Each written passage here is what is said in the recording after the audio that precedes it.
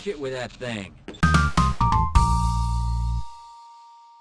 Welcome to the channel, I'm Hayes. I'll talk movies all day, sometimes I'll talk about games, so subscribe right now if you want to be entertained. And today, I want to talk about Half-Life, the first-person shooter from 1998 about a guy having a really bad day at work. I'm not even supposed to be here today! Now if memory serves correct, I bought this game I think around 1999, maybe even in 2000. I do remember that there were two main reasons I bought it though. One, it was getting a lot of buzz, and B, because of GoldenEye 007 on the Nintendo 64. You see, before GoldenEye, I didn't really like first-person shooter games. The few that I tried felt clunky and awkward, and to be fair, I'd only really tried some demos at that time, so perhaps it was just the demo that was clunky and awkward. But nevertheless, it put me off first-person shooters until GoldenEye. That game got played, especially the multiplayer. My brothers and I were on that thing like every day. But as they stopped playing games so much and I moved more towards PC games, GoldenEye kind of fades out, but now I'm hearing a lot of scuttlebutt about some game called Half-Life, and since GoldenEye turned me into a first-person shooter fan,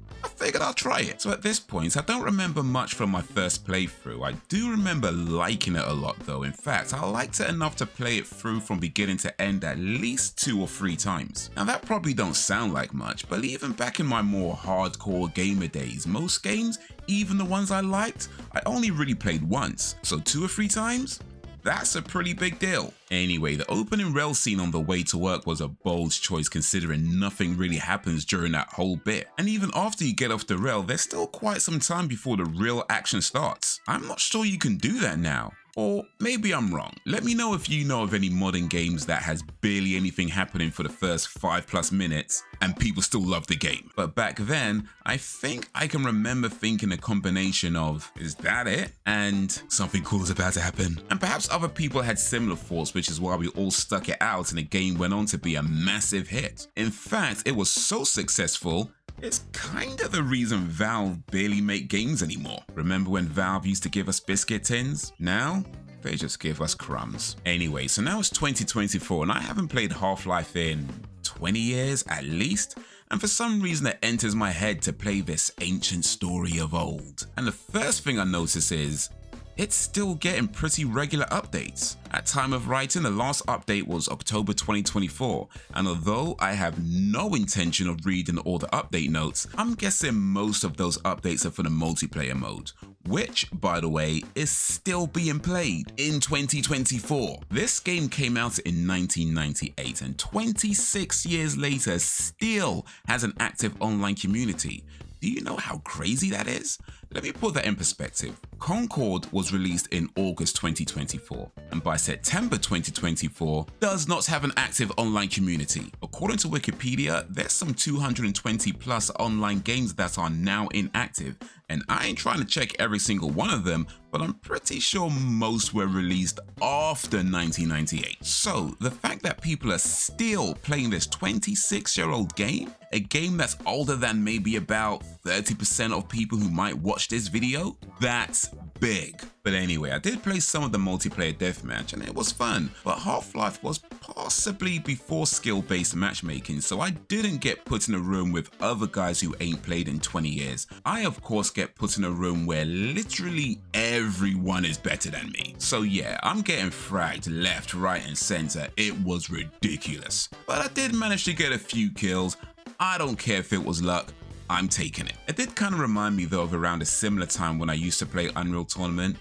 Not even a joke. Man was sick at that game, you know. Listen, if you ever saw me with that flat cannon, trust, the next thing you're seeing is the death screen. And I'm just hearing double kill, multi-kill, monster kill, unstoppable. That probably wasn't even the order, but if you know, you know. But whatever, let me talk about playing Half-Life in 2024. I think probably the biggest difference for me is that I definitely lack a lot of patience now. I mean, I knew that already, but playing Half-Life made it abundantly clear. Back in the day, if I came across a tricky section, I'd play it again and again until I got it right. Now, I come across a tricky section, die once, then log off because I just can't be bothered with this thing right now. Fuck this shit, I'm out. For real, so much of the playthrough, especially towards the last part of the game, was me pushing through the urge to just quit. The game isn't even that hard, I just lack that much patience now. And that's to do with how much life has changed so much. 20 plus years ago, I had next to no responsibilities, a part-time job, and a whole lot of time, and life was good. Now, I got loads of responsibilities, a full-time job, plus creative projects, friends, family, travel, gardening, cooking, and life is still good. But it does mean when I do get time for games, I just want to play and spend no time being frustrated by a tricky section. But as in games, as it is in life, things don't always go the way you want. So while playing, I adopted the motto, save early, save often, which by the way is also good financial advice. Yeah, I pretty much throughout the game would save as soon as I did anything. Sometimes, well, a lot of times, I was saving like 1 to 2 minutes apart, whether I made it past a giant alien monster or if I just made it to the next platform. I saved. Oh, and speaking of platform jumping, another difference, I think, is the controls. Playing now, the controls felt so sensitive, like I was constantly running off ledges when I just wanted to move a little bit. Even after fiddling around with the options, movement was really sensitive. And to be fair, for the most part, it didn't matter, but certainly for the platform jumping sections,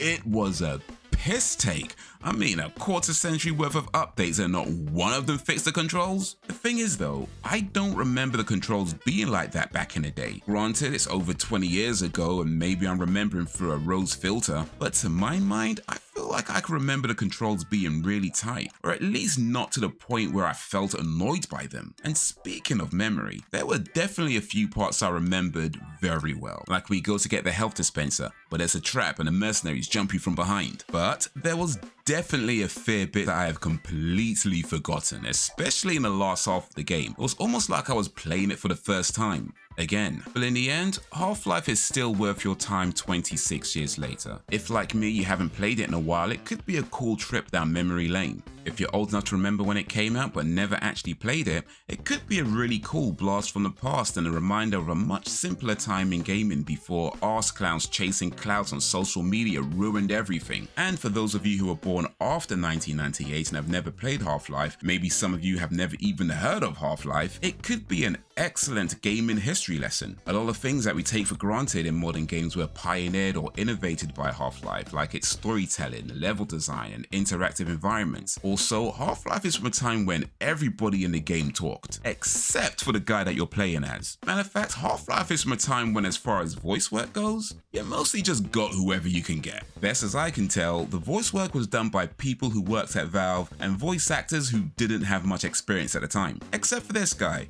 He's done a lot of work. Anyway, I had a good time replaying Half-Life, even though many times I was frustrated, pissed off, and it took me about 15 hours over a 3 or 4 month period to get through. But I think the fact that I stuck it out all the way says something. And I think it says that 26 years later, Half-Life is still holding up as one of the greatest games of all time. But that's what I think of Half-Life. What do you think of Half-Life? Let me know down below, and while you're there, be sure to like, subscribe, and drop a suggestion if you don't mind.